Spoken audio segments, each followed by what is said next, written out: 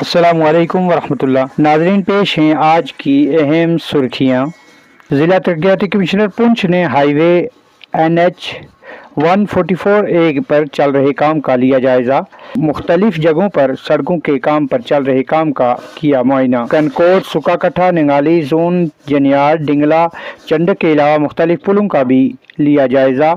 متعلقہ محکمہ کو اعلیٰ ترین انجینئرنگ مہارت کے مطابق کام کرنے کی دی ہدایت۔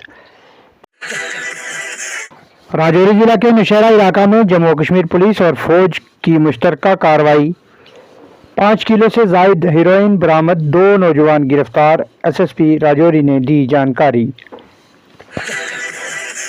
منڈی تحصیل کے بالائی علاقہ چھیلا ڈانگری کے اوپر سنگ ڈوڈا کے قریب جنگل میں کل سے لگی آگ، جنگل کو بڑا نقصان، انتظامیہ سے مداخلت کی اپیل۔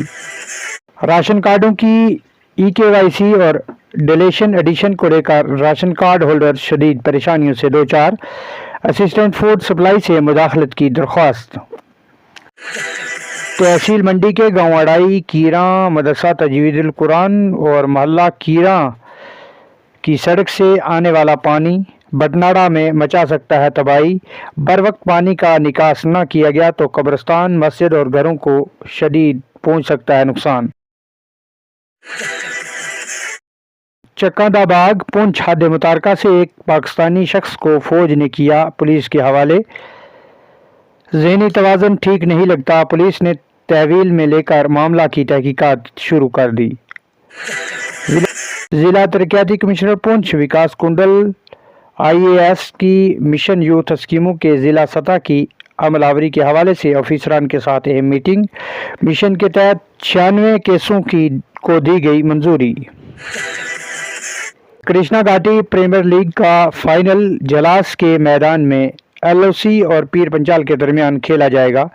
شاندار پریمیئر لیگ کے انعقاد پر نوجوانوں نے فوج کی کاوشوں کو سراہا۔ تحصیل منڈی کے پنچایت پلیرا اور مارکوٹ کے درمیان میں لگی آگ، عوام کی بروقت کارروائی سے آگ پر پا لیا گیا قابو۔